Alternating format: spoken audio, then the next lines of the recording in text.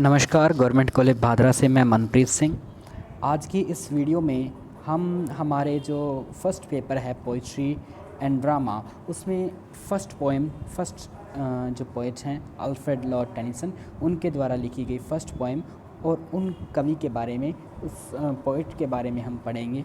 तो शुरुआत करते हैं। ये जो टेक्स्ट है ये अपनी जो प्रिस्क्राइब्ड बुक है, जो अपने सिलेबस में प्रिस्क्राइब की गई है ऑक्सफोर्ड प्रकाशन की पोइटिक पर्ल्स, उसी में से पढ़ रहे हैं हम, ताकि फ्यूचर में आपको दिक्कत ना आए। टेक्स्ट वहीं से है, ये डाटा भी वहीं से लिया गया है। अबाउट द पोइट, सबसे पहले अबाउट द पोइट, पोइट कौन थे और किस एरा से बिलोंग करते थे। जैसा मैंने बताया था सिलेबस के इंट्रोडक्शन में भी कि पिछली क्लास तक, पिछले सेशन तक, पिछले फर्स्ट ईयर में आपने रोमांटिक एज तक पढ़ा। Now we have to move on to the next era of literature, Victorian period और the 19th century poetry. 19th century के मिडल में मान लीजिए, या 19th सेंचुरी में जो पोइट्री लिखी गई उसे विक्टोरियन पोइट्री कहा जाता है, क्योंकि उस टाइम ग्रेट ब्रिटेन पे क्वीन विक्टोरिया जो है वो रूल कर रही थी। और विक्टोरियन पीरियड इसीलिए कहा जाता है क्योंकि वो उन्हीं का जो काल है, इसी काल के कारण इस एरा को विक्टोरियन पीरियड कहा जाता है। इस काल के जो सबसे बड़े नाम हैं पोइट्री में, वो हैं Alfred Lord Tennyson. He was born in 1809 and he died in 1892. Was the poet laureate of Great Britain and Ireland during Queen Victoria's reign. We know that Great Britain and Ireland were a combined nation, combined Great Britain, UK as a United Kingdom. So he was the poet laureate, a type of state poet, a royal poet for Queen Victoria. He received his university education from Cambridge. उनकी जो university education है वो Cambridge university से हुई, one of the oldest universities of the world along with Oxford. He is considered to be a representative Victorian poet, और उन्हें consider किया जाता है as a representative Victorian poet, as his poems reflect the different intellectual currents prevalent at that time. उन्हें Victorian poetry का representative poet इसलिए माना जाता है क्योंकि उस काल में, उस समय में जिस प्रकार की इंटेलेक्चुअल बौद्धिक करंट धाराएं जो प्रिवलेंट थी, व्याप्त थी, उन्हें वो अपनी पोइम्स में रिफ्लेक्ट करते हैं, इसीलिए वो एक रिप्रेजेंटेटिव पोइट हैं of the Victorian era. His poetry is remarkable for his musical and pictorial qualities, और उनकी ये जो पोइट्री है वो रिमार्केबल है फॉर इट्स म्यूजिकल क्योंकि म्यूजिकल इफ़ेक्ट पैदा करते हैं वो अपनी पोइट्री से, अपनी लिरिसिज्म से, and pictorial qualities. Pictorial qualities मतलब एक इमेज बांध देते हैं पिक्स की तरह, जैसे इमेज क्रिएट करते हैं बाय वर्ड्स, ठीक है। Even in his earliest poems, we can note his extraordinary eye for beauty. Even in his earliest poems, जो उनकी शुरुआत की पोइट्री थी, जो पोएम्स नाम से छपी थी, तो उस पोइट्री में भी हम उनकी इस eye for the beauty, natural beauty और other beauties, we can notice that trait in his poetry. Like a true artist, he creates pictures with his use of words. तो अब एक आर्टिस्ट की तरह, एक अच्छे आर्टिस्ट की तरह ही वो क्रिएट करते हैं pictures with his use of words. शब्दों के प्रयोग से वो पिक्चर्स क्रिएट करते हैं, इमेजरी क्रिएट करते हैं। He is noted for his perfection of style. अगर आप जब इनके बारे में लिखेंगे एक बड़े क्वेश्चन में, तब आपको ये लाइनें यूज़ कर सकते हैं, आप इस प्रकार के वर्ड्स लिख सकते हैं कि पोइट्री में, उनकी पोइट्री में एक परफेक्शन नज़र आता है, परिपूर्णता नज़र आती है। किस चीज़ की? Of style, mastery of language, उन्हें लैंग्वेज की भी बहुत अच्छी समझ है, मास्टरी ऑफ लैंग्वेज भी उनकी नज़र आती है। And his command of metre के बारे में मैं आपको बता चुका हूँ, जो छंद होते हैं, जो पोइट्री जिस प्रकार से सिलेबल्स को गिन के उनके स्ट्रेस और अनस्ट्रेस के आधार पर लिखी जाती है, उसे कहा जाता है मीटर। तो उनकी जो कमांड है पोइट्री लेखन की, छंदकरण की, मैट्रिक्स की जो उन्हें नॉलेज है वो बहुत अच्छी है। Mastery of language and his command of metre. He continuously experimented, उन्होंने लगातार एक्सपेरिमेंट्स किया with the metre and handled the English metres with great skill. उन्होंने एक्सपेरिमेंट भी किया, मीटर्स का अलग अलग प्रकार से प्रयोग करके भी देखा, और उन्होंने इंग्लिश मीटर को बहुत अच्छे स्किल के साथ, बहुत अच्छी निपुणता के साथ इसका हैंडल किया। Tennyson was also an expert in vividly portraying the external aspects of persons and works of art. इसके अलावा ना सिर्फ नेचुरल ब्यूटी और metre, he was also an expert, एक और एक्सपर्ट इस मामले में भी थे, इन विविडली पोर्ट्रेइंग, विभिन्न प्रकार से चित्रित करने में, पोर्ट्रेइंग मतलब चित्र बनाना, फ़ोटो खींचनी, the external aspects of persons and works of art, ना सिर्फ इंसानों के बल्कि वर्क्स ऑफ आर्ट, कलात्मक जो रचनाएं हैं, वस्तुएं हैं, उन वर्क्स ऑफ आर्ट की एक्सटर्नल एस्पेक्ट्स, इंसानों और आर्ट वर्क्स की दोनों की जो बाहरी एस्पेक्ट्स हैं उससे भी वो बहुत अच्छे से पोर्ट्रे करते थे, बहुत अच्छे से चित्रित करते थे अपनी पोइट्री में। हिज साइंटिफिक नॉलेज, उनकी जो साइंटिफिक नॉलेज ये बहुत इम्पोर्टेंट है क्योंकि 19वीं सेंचुरी में साइंस ने तरक्की करना बहुत तेज़ी से तरक्की करना शुरू कर दिया था, और उस काल की जो पोइट्री है 19वीं सेंचुरी की, चाहे आप मैथ्यू अर्नोल्ड को पढ़ो, चाहे आप टेनिसन को पढ़ो, हम देखते हैं कि उन्हें साइंस की नॉलेज है और वो एक प्रकार से उनके ऊपर प्रभाव पिछली एरा रोमांटिसिज्म का है, और साथ में ही वो साइंस और मॉडर्न एज को भी वो समझते हैं। His scientific knowledge and keen observation lent to his enriched description of nature. उनका यही जो साइंटिफिक नॉलेज था और ये जो उनका कीन ऑब्जर्वेशन था, इसी ने उन्हें मतलब इस lent to his enriched description of nature, वो इस प्रकार से enriched बहुत अच्छे से जो डिस्क्रिप्शन ऑफ नेचर कर पाए, इसके पीछे जो है उनकी साइंटिफिक नॉलेज और कीन ऑब्जर्वेशन थी। He is renowned for the long elegy he wrote on the death of Arthur Hallam. Arthur haulm उनके मित्र थे, उनके सिस्टर से एंगेज्ड भी थे, और उनकी डेथ के ऊपर उन्होंने एक बहुत लंबी लॉन्ग एलर्जी, एक प्रकार एलर्जी के बारे में हम पढ़ चुके हैं, जो किसी की मृत्यु पे या फिर सीरियस कंटेम्पलेशन के लिए जो पोएम लिखी जाती है उसे एलर्जी कहा जाता है। उन्होंने एक एलर्जी लिखी थी on the death of Arthur Hallam In Memoriam, पूरा टाइटल है In Memoriam of the death of In Memoriam of Sir Arthur Hallam. 1850 में ये पब्लिश हुई थी। And for the revival of stories of King Arthur and his knights in Idylls of the King 1859 में ये छपी थी। King Arthur जो है वो एक प्रकार से लेजेंडरी, सेमी लेजेंडरी मान सकते हैं या सेमी हिस्टोरिकल कैरेक्टर है फ्रॉम द ब्रिटिश आइल्स, और इनकी स्टोरीज जो हैं ब्रिटेन के जो आइलैंड है वहाँ सदियों से चली आ रही हैं। उन स्टोरीज़ को इन्होंने रिवाइव किया, दोबारा जीवित कर दिया अपनी पोइट्री में इन इडल्स ऑफ द किंग।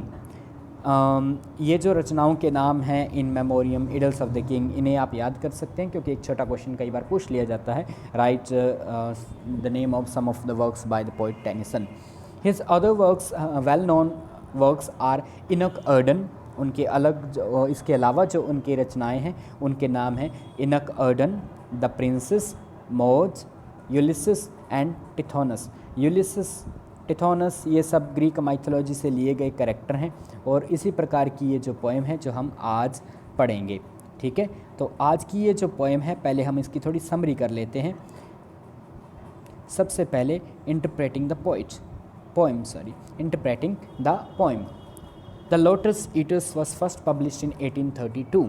तो क्वेश्चन है, छोटा क्वेश्चन पूछ लिया जाता है कि ये पोएम जो है पहली बार कब छपी थी। इन टेनिसन्स कलेक्शन ऑफ पोएम्स, उनकी पोएम का एक कलेक्शन था जिसका टाइटल भी पोएम्स ही था, उसमें ये छपी थी।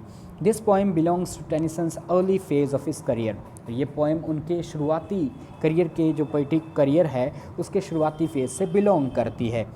The theme of the poem is based on होमर्स Odysseus.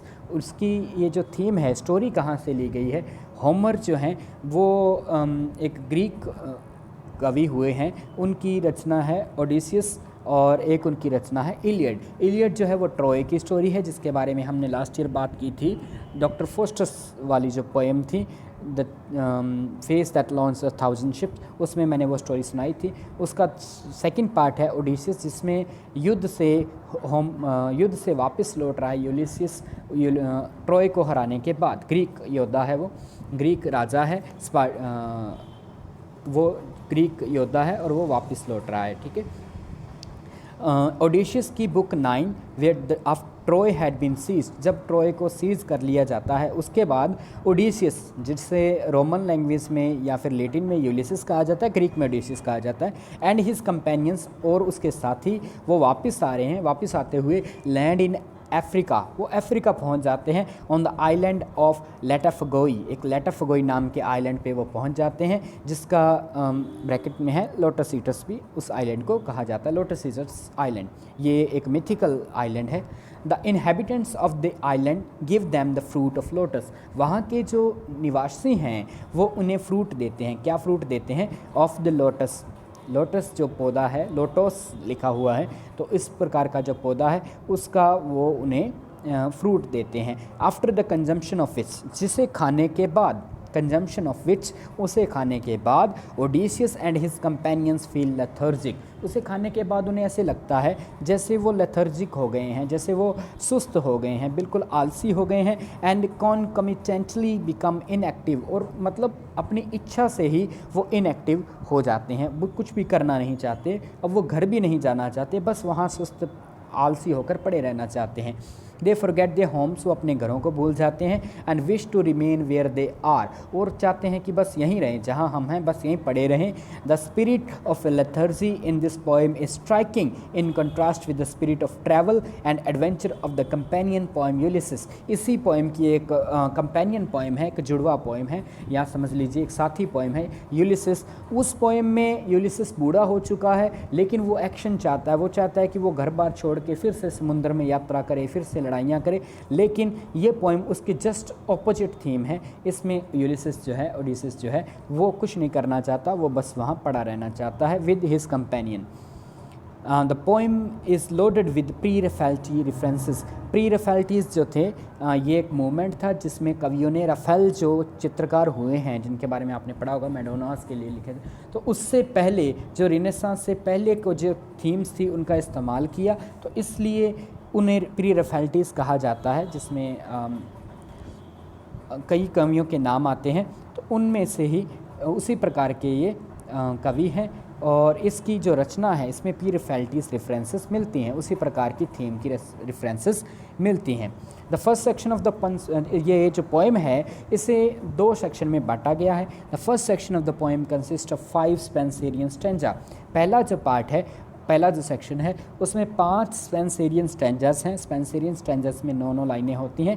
The poem opens with a scenic description of the landscape. Poem जो शुरू होती है सबसे पहले उसमें scenic description of the landscape है, जो सामने धरती आई है उनके सामने, वो समुद्र में सफ़र करते हुए पहुंचते हैं, वो जो लैंडस्केप उनके सामने है उसका सीनिक डिस्क्रिप्शन है कि वो कैसी धरती है, वहाँ क्या है, कैसे नदियाँ बह रही हैं, कैसे वहाँ धुआं उठ रहा है, किस प्रकार की हरियाली है।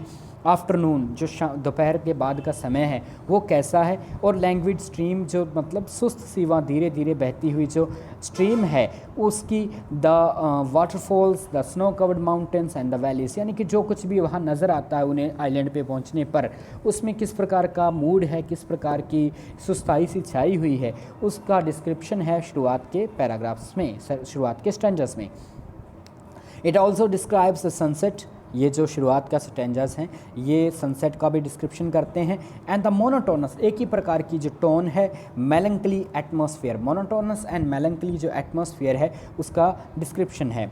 The dreaminess of the landscape is in close harmony with the dreamy mood of sailors as they consume the lotus fruit. ये जो डिस्क्रिप्शन है उस लैंडस्केप का, जो ड्रीमीनेस है, जो मतलब एक सपने जैसी एक जो मूड छाया हुआ है, उस वो सिमिलर है जैसा सेलर्स जब लोटस ईटर्स से लोटस लेके खा लेते हैं उसके बाद उनका जो मूड है वो इस धरती के मूड के जैसा ही है, यानी कि वैसा ही एटमॉस्फेयर है, वैसा ही उनका मूड है। इसीलिए कहा जाता है कि टेनिसन जो है वो पिक्टोरियल क्वालिटी उनकी खास है। उन्होंने इस प्रकार से पोइट्री लिखी है, इस प्रकार से ये पोएम है कि जैसा मूड है वैसा ही वो प्रकृति चित्रण करते हैं। सेकेंड सेक्शन जो शुरू होता है वो एक सॉन्ग है। जब वो जो सेलर्स आए हैं वो जब लोटस खा चुके हैं उसके बाद वो सेकेंड सेक्शन में एक गीत गाते हैं, कोरिक सॉन्ग, जिसमें consist of stanzas of different lengths and explicates various moods of Odysseus and his companions. उसमें जो सेकंड पार्ट है उसमें कई स्टैंजास हैं, वो डिफरेंट लेंथ के हैं, अलग अलग लेंथ के हैं, और उसके साथ ही वो जो स्टैंजास हैं वो एक्सप्लिकेट करते हैं अलग अलग प्रकार के मूड्स को of Odysseus and his companion. उसके जो कंपेनियन है और खुद ओडिशियस, उसका जो मूड है उसे वो एक्सप्लिकेट करते हैं। द सेलर्स सिंग टुगेदर, वो सब एक साथ गाते हैं, giving a series of arguments in favour of a life of inaction.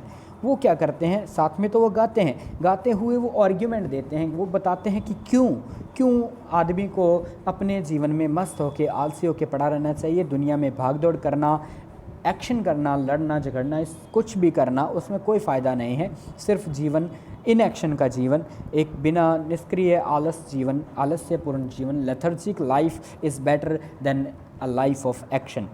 They express reluctance to travel.